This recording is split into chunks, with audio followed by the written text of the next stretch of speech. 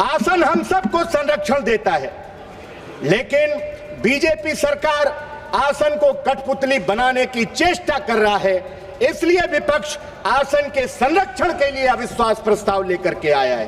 कानून मंत्री कह रहे थे बोलने दे रहे हैं, इतना मौका दे दिया इसीलिए दिमाग खराब है। हम सत्ता पक्ष के इसी रवैये के खिलाफ अविश्वास प्रस्ताव लेकर के विपक्ष को आना पड़ा। आप कह रहे थे इतना सप्लीमेंट्री दे दिया विपक्ष को, हम सरकार से खैरात मांग रहे हैं क्या? कई सदस्य बोले, ऐसा लग रहा था कि वो अध्यक्ष जी के खिलाफ अविश्वास प्रस्ताव पर भाषण नहीं कर रहे हैं, वो नेता प्रतिपक्ष के खिलाफ अविश्वास प्रस्ताव आया है उस पर भाषण कर रहे थे। क्योंकि जितना 21 महीनों में मैंने उनको जाना है, अगर वो आसन पर होते तो शायद ऐसा फैसला नहीं होता। ये बीजेपी सरकार ने आसन से जबरदस्ती फैसला कराने का काम किया है। भारतीय जनता पार्टी सरकार को बताना चाहिए कि गाजा इजराइल संघर्ष के बाद विश्व के कौन से प्रधानमंत्री ने इजराइल का दौरा किया। हम सलाम करते हैं ईरान के सर्वोच्च नेता अयतुल्ला खामनेई साहब को, जिन्होंने अपनी आपकी तरह अमेरिका के आगे घुटने नहीं टेके, बल्कि उन्होंने शहादत को गले लगाया और आपने अमेरिका के आगे घुटने टेकने का काम किया। मैं बोलता हूं तो इल्जाम है बगावत का, मैं चुप रहूं तो बड़ी बेबसी सी होती है। सभापति जी, आज 39 बरस बाद भारतीय जनता पार्टी सरकार के कुकर्मों के कारण हमें अपने शानदार लोकसभा अध्यक्ष आदरणीय श्री ओम बिरला जी के खिलाफ अविश्वास प्रस्ताव लाना पड़ा है। मैं आदरणीय संसदीय कार्य मंत्री जी को बड़े गौर से सुन रहा था कल, उन्होंने बड़ी चालाकी से विपक्ष पर दोष मढ़ दिया। बड़ी चालाकी से संसदीय कार्य मंत्री ने विपक्ष पर दोष मढ़ दिया कि हम देश की संवैधानिक संस्थाओं को कमजोर कर रहे हैं। सच तो यह है, आपने 2014 के बाद देश की सभी संवैधानिक संस्थाओं का राजनीतिकरण किया है, संघीकरण करने का काम किया है, बीजेपीकरण किया है। अब इस लोकतंत्र के पवित्र मंदिर के महान आसन का भी आप बीजेपीकरण करने पर आमादा हैं, आसन की मर्यादा तार तार करने पर आमादा है। इसलिए हम विपक्ष के लोग इस आसन की गरिमा को बचाने के लिए अविश्वास प्रस्ताव लेकर के आए हैं। आसन हम सबको संरक्षण देता है, लेकिन बीजेपी सरकार आसन को कठपुतली बनाने की चेष्टा कर रहा है। इसलिए विपक्ष आसन के संरक्षण के लिए अविश्वास प्रस्ताव लेकर के आया है। जब संसदीय कार्य मंत्री गिना रहे थे, इतना शून्यकाल में मौका दे दिया, इतना पॉइंट, इतना कानून मंत्री कह रहे थे कि हाँ इतना हमने मौका दे दिया, पीछे बैठे सदस्य कह रहे थे कोई पॉइंट ऑफ ऑर्डर नहीं, बैठ जाइए। कानून मंत्री कह रहे थे बोलने दे रहे हैं, इतना मौका दे दिया इसीलिए दिमाग खराब है। पीछे बैठे, आप वीडियो निकाल लीजिए, पीछे बैठे सदस्य कह रहे थे कोई मौका आगे नहीं मिलेगा। हम सत्ता पक्ष के इसी रवैये के खिलाफ अविश्वास प्रस्ताव लेकर के विपक्ष को आना पड़ा। आप कह रहे थे इतना सप्लीमेंट्री दे दिया विपक्ष को, हम सरकार से खैरात मांग रहे हैं क्या? हाँ, माननीय अध्यक्ष जी ने दिया है समय, ये उनका बड़प्पन है, उनका विराट व्यक्तित्व दर्शाता है। 21 महीने के कार्यकाल में हम समाजवादियों को और खासकर हमारे नेता पीडीए के जननायक, शोषित, पीड़ित, वंचित, दबे कुचले लोगों की सशक्त आवाज माननीय अखिलेश यादव जी को उनका भरपूर स्नेह मिला है। इसमें कोई हम इस बात को नजरअंदाज नहीं कर सकते। लेकिन डरपोक भारतीय जनता पार्टी की सरकार माननीय अध्यक्ष जी के आसन के पीछे छुप करके विपक्ष की आवाज को दबाना चाहती। श्रीमान राहुल गांधी जी केवल नेता प्रतिपक्ष नहीं है, बल्कि इस देश के करोड़ों आम आवाम की, वंचित वर्ग की आवाज है। इंडिया गठबंधन के 42% मतदाताओं की आवाज है। माननीय सदस्य ऐसा बोल रहे थे कई सदस्य बोले, ऐसा लग रहा था कि वो अध्यक्ष जी के खिलाफ अविश्वास प्रस्ताव पर भाषण नहीं कर रहे हैं, वो नेता प्रतिपक्ष के खिलाफ अविश्वास प्रस्ताव आया है उस पर भाषण कर रहे थे। लोकतंत्र केवल बहुमत से नहीं चलता, लोकतंत्र असहमति से चलता है, सवालों से चलता है। जब विपक्ष की आवाज को दबाया जाता है तो केवल विपक्ष की आवाज नहीं दबती, बल्कि करोड़ों आम आवाम की आवाज दबती। हमने पुराने सदन के अंदर श्रीमान अटल बिहारी वाजपेयी जी का भाषण सुना है, कम से कम उनसे सीख ले लेते। उन्होंने कहा था, कबीरदास जी का वो दोहा पढ़ा था कि निंदक नियरे राखिए आंगन कुटी छवाए, बिन पानी साबुन बिना निर्मल करे सुभाए। सदन की गरिमा बनाए रखना क्या सिर्फ विपक्ष की जिम्मेदारी है? मैं मानता हूं उससे बड़ी जिम्मेदारी सत्ता पक्ष की है। मुझे आज आदरणीय गुरु उदय प्रताप सिंह जी की कविता की 4 पंक्तियां बरबस याद कर आ रही। न तेरा है न मेरा है, ये हिंदुस्तान सबका है, नहीं समझी गई ये बात तो नुकसान सबका है। आदरणीय सभापति जी, आज 12 दिन से हमारे 8 साथी संसद की सीढ़ियों पर दिन भर बैठे रहते हैं। मैं मानता हूं आदरणीय अध्यक्ष श्रीमान ओम बिरला जी का मन जरूर द्रवित होगा, क्योंकि जितना 21 महीनों में मैंने उनको जाना है, अगर वो आसन पर होते तो शायद ऐसा फैसला नहीं होता। ये बीजेपी सरकार ने आसन से जबरदस्ती फैसला कराने का काम किया है। आदरणीय सभापति जी, बीजेपी सरकार को बताना चाहिए कि गाजा और इजराइल में जब संघर्ष हो रहा था, क्या विश्व का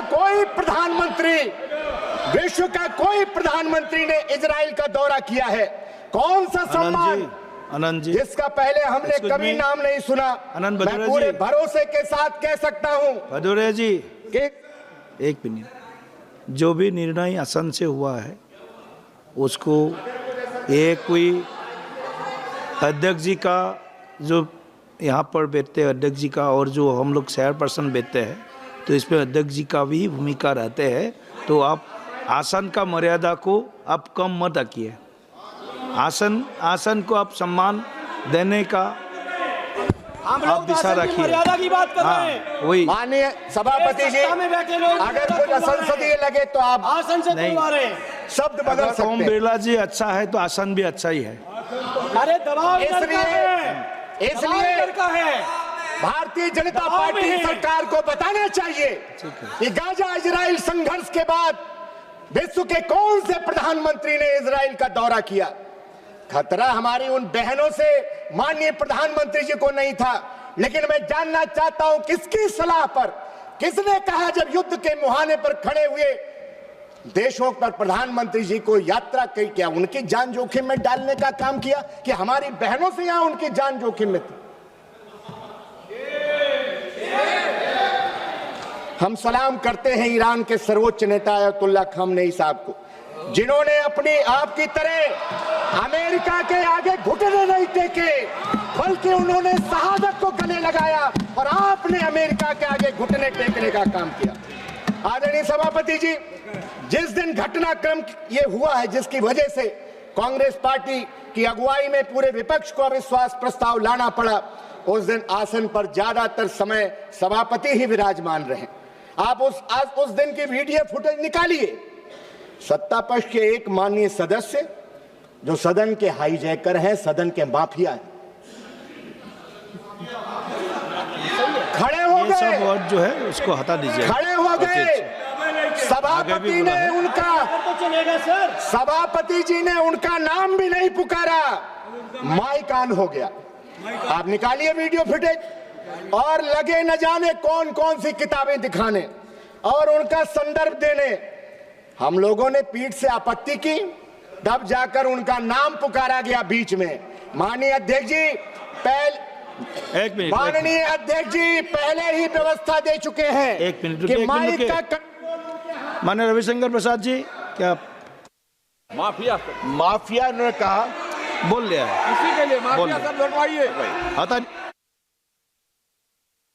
प्लीज कौन हाउस के हाईजैकर हैं, हाईजैकर हैं, हाईजैकर हैं, हाईजैकर हैं। बिना अनुमति के माइक ऑन होता है। और जो मन में आता है उस सदन में कहते हैं। ये चीज बर्दाश्त योग्य नहीं है, बर्दाश्त योग्य नहीं है। किसी के भी बारे में कोई टिप्पणी करेंगे, बर्दाश्त नहीं करेंगे सर। आपके अलाउ किया है मैंने? यू आर नॉट अलाउड बोल रहा है। आप उस दिन की, यू आर नॉट अलाउड, आप बोले। सभापति जी, आप उस दिन की वीडियो फुटेज निकालिए। भाषण आधा मिनट हो गया, 1 मिनट हो गया, हम लोग चिल्लाए कि सभापति जी आपने तो नाम ही नहीं माननीय सदस्य का पुकारा है। उसके बाद उन्होंने बीच में नाम लिया कि माननीय सदस्य का। और अध्यक्ष जी पहले व्यवस्था दे चुके कि माइक का कंट्रोल उनके हाथ में नहीं है।